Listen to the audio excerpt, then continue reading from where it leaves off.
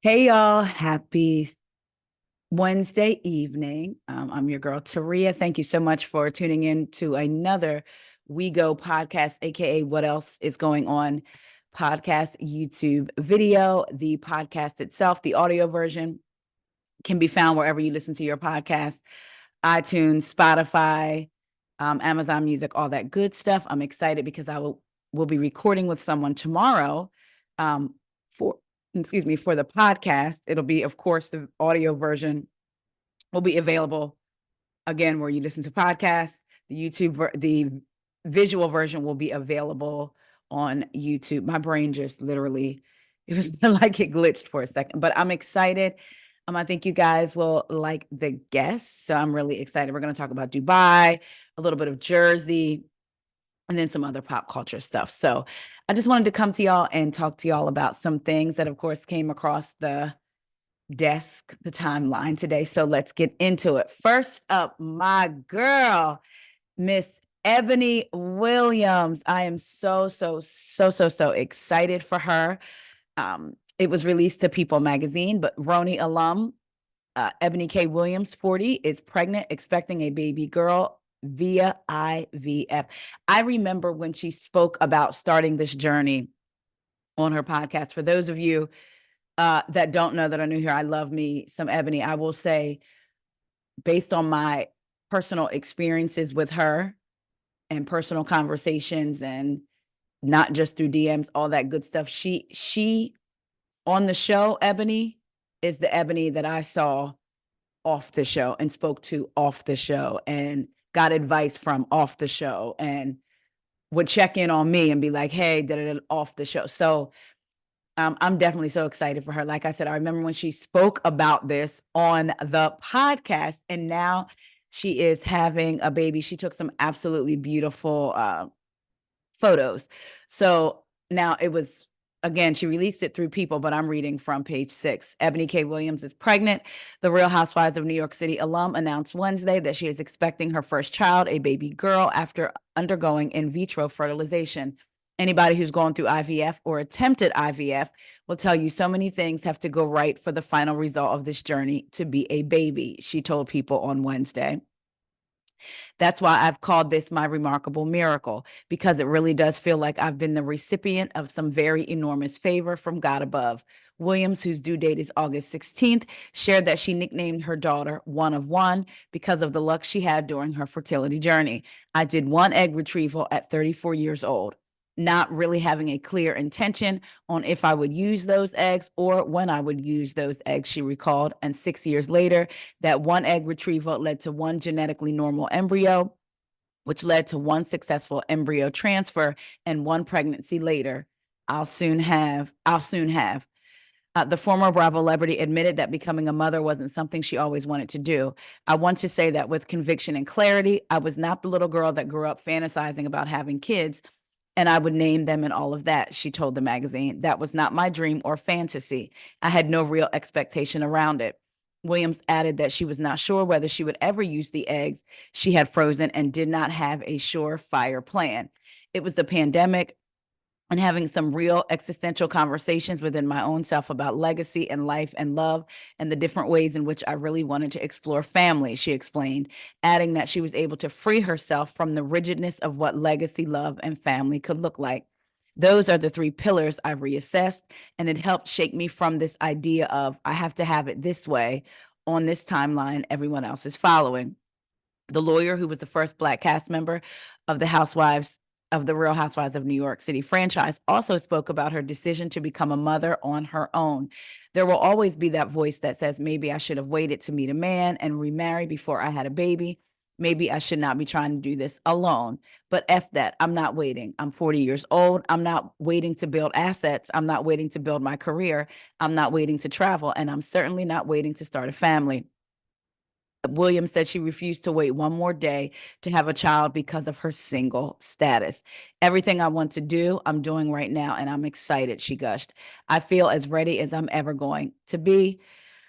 Um, The TV host and her ex-fiance, whom she has never publicly named, called off their engagement during the COVID-19 pandemic after dating for nearly 4 years. She was also married to an unknown man at the age of 27, but they divorced after 10 months. Again, congratulations to Eboni. So excited for you. May God bless you and the baby. The baby is already blessed to be coming in the world surrounded by so much love. Let's get into some other housewives news. This is according to AP News. Ex-husband of Real Housewives star convicted of hiring mobster to assault her boyfriend. The ex-husband of Real Housewives of New Jersey, ex-cast member, was convicted Tuesday on charges he hired a reputed mobster to assault the woman's boyfriend in exchange for a free, lavish wedding reception. A federal jury found Thomas Manzo of Franklin Lakes guilty of conspiracy, falsifying and concealing documents, and committing a violent crime in aid of racketeering activity. The ex-husband of Real Housewives ex-cast member, I'm saying ex-cast member, they're saying cast member, Dina Manzo, faces up to 46 years in prison when he's sentenced on October 15th. Federal prosecutors have said Thomas Manzo, 59, hired John Perna, whom they described as a soldier in the Lucchese crime family, to commit the July 2015 attack. Perna's wedding reception was held the following month at a restaurant in Patterson, partly owned by Manzo, prosecutors said. Perna pleaded guilty in December 2020 to committing a violent crime in aid of racketeering activity and received a 2.5-year sentence. He was freed last August. Dina Manzo's boyfriend is now her husband. So the one whom John attacked was Dina's boyfriend at the time, but they've since gotten married. If I'm not mistaken, wasn't Dina herself hurt in that attack? I'm almost positive that Dina was hurt too. I want to check. And remember, this was, let me see. Remember, Caroline Manzo, Dina's sister, wrote a character letter for Thomas Manzo, the one that hired John to do the act against her sister's boyfriend at the time. I just want to make sure. I am pretty sure that she was hurt. I can't find it anywhere quick, but I'm almost, let me see. Here we go.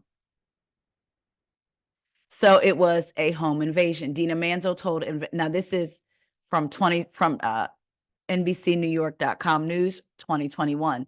Dina Manzo told investigators at the time that one of two masked intruders pushed her against the wall, covered her mouth, threw her to the floor, and kicked her before taking her $60,000 engagement ring off her finger.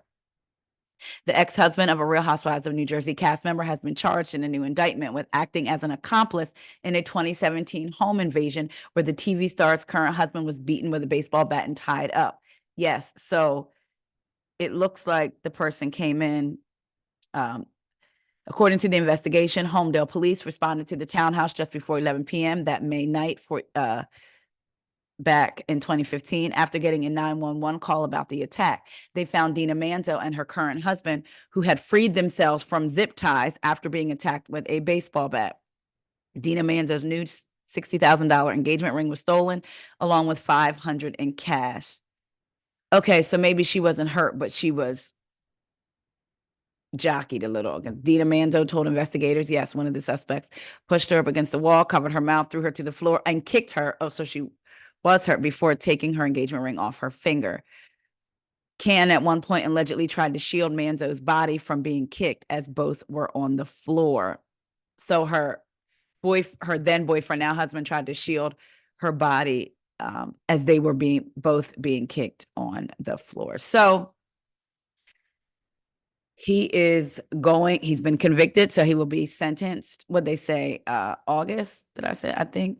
No, I'm sorry, October. He'll be sentenced in October. And again, her own sister. So Thomas Manzo is Caroline's husband's brother, I believe. And because they had married brothers, her and Caroline. Caroline wrote a statement, a character statement for him. So here he hired somebody to attack her sister, and she wrote a character statement for him.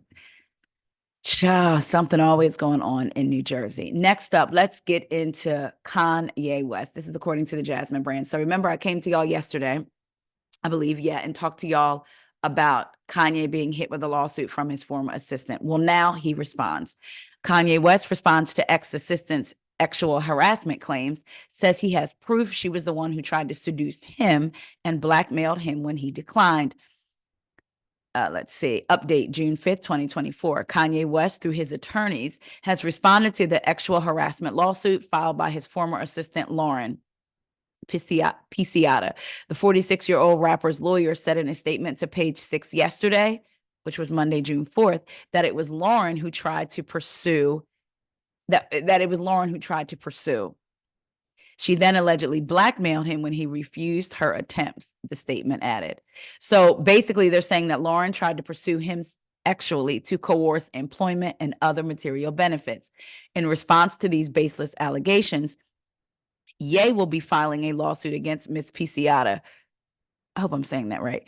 Prior to her termination as an assistant, Miss P, that's what I'm going to say, Miss P stole his cell phone in an attempt to destroy phone records that would contradict her claims, all of which have been preserved. She was terminated for being unqualified, demanding unreasonable sums of money, including a $4 million annual salary, and numerous documented incidents of her lascivious, unhinged conduct.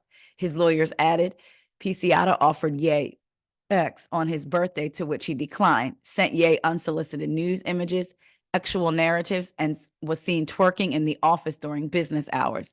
She allegedly proudly told him about an incident when she was ejaculated on by a soccer player while simultaneously texting her boss. Lauren is accused of trying to seduce Kanye West in exchange for luxury items like a Lamborghini and a Hermes Birkin bag, as well as plastic surgery. His legal team said, upon having her advances rebuked, Piciotta's blackmail demands have gone from $60 million last year to $50 million in last week's frivolous filing. They said her conduct is entirely inconsistent with someone who claims to have been sexually harassed or experienced a hostile work environment. Lastly, they alleged that Lauren used her job as Kanye's assistant to seek material gains, clout, and employment through inappropriate means. Child, they say they have preserved the messages, even though she stole the phone to try to wipe away the evidence. They have preserved the messages. Child, we shall see. If it is true and she did do all that, then she should face consequences, just like he should have faced consequences. He should face consequences if he did what she's alleging. So I guess we'll see how this story shakes out. Let's talk about Sean Kingston. According to Radar Online, Sean Kingston released on a $100K bond, mortgage used as collateral after fraud arrest. Sean Kingston has been released on bail after being arrested on fraud and theft charges following a shocking SWAT raid on his Florida mansion last month, RadarOnline.com has learned. According to documents obtained by TMZ, the Beautiful Girl singer posted a $100,000 bond in Broward County. He was forced to surrender his passport and any firearms, and his mortgage was put up as collateral. It's great to be home, Kingston wrote in a post on Instagram on Wednesday. A special thanks to God, my family, my friends, and my legal team. And I cannot forget about my amazing fans. Thank you all for your love and support. I love you guys. So he done put up his home for collateral. Woo, child, so we shall see. Bob Rosenblatt of the Rosenblatt law firm, Kingston's criminal defense lawyer, said in an email to the Miami Herald, he will enter a plea of not guilty, and we look forward to challenging the allegations in court. Well, there's a lot of allegations, so we shall see.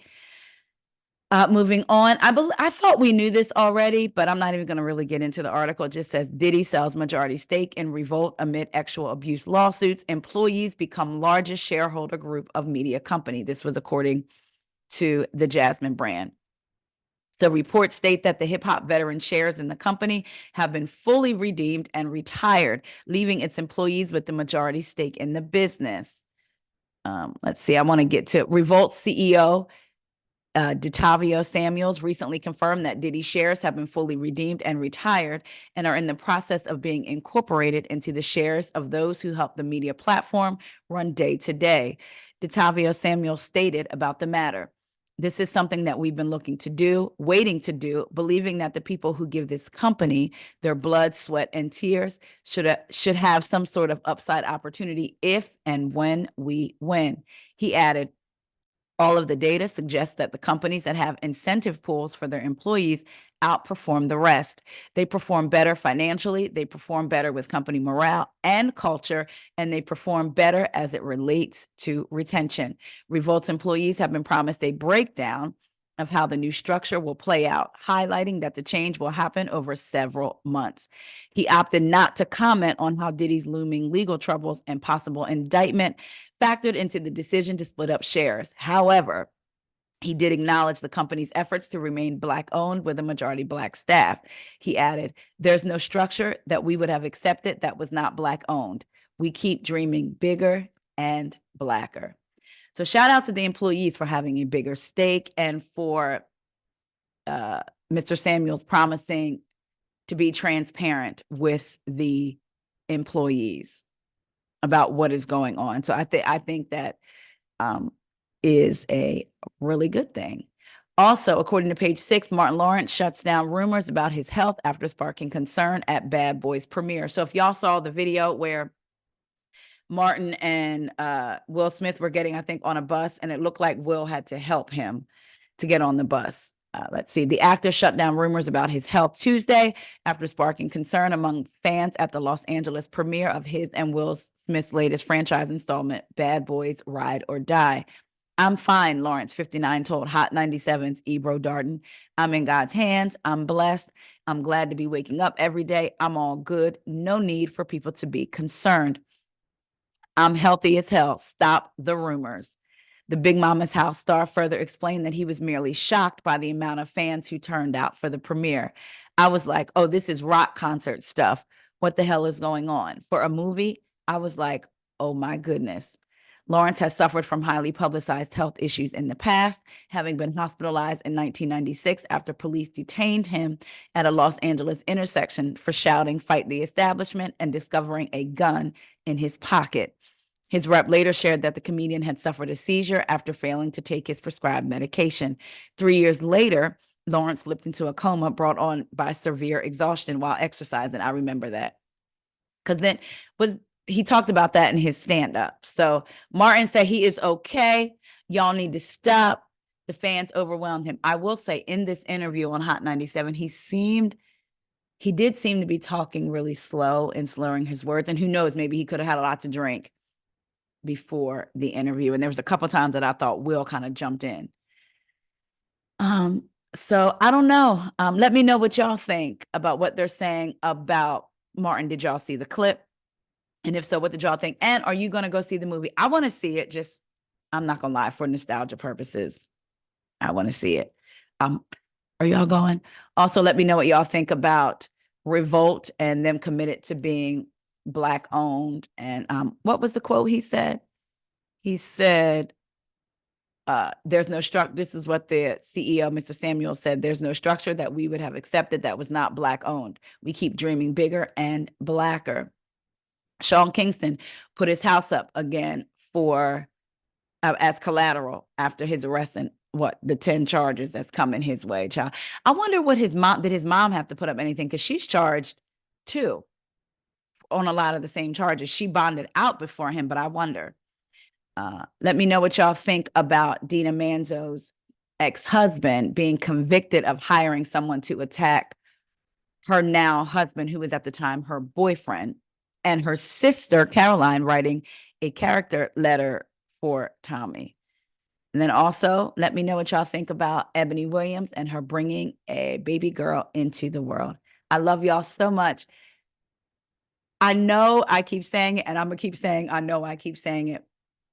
I appreciate y'all so much. Y'all do not even know. Just, I've had a lot of thoughts in my head lately, just thinking about life. And again, with me driving and having a lot of time on the road and a lot of time, to think, I just really, really, truly appreciate every last one of you for your support. I really can't thank you enough. Make sure you like, comment, subscribe, share, and also make sure you subscribe to the podcast, the audio version. You can type in What Else Is Going On podcast. You'll see my face pop up, and hit that follow button and let me know what y'all think. Also, come on over to Instagram at WEIGO, WEIGO podcast. You can follow me there, and you can follow me on Twitter at WEIGO podcast, WEIGO podcast. I love y'all, and I will talk to y'all later. See ya.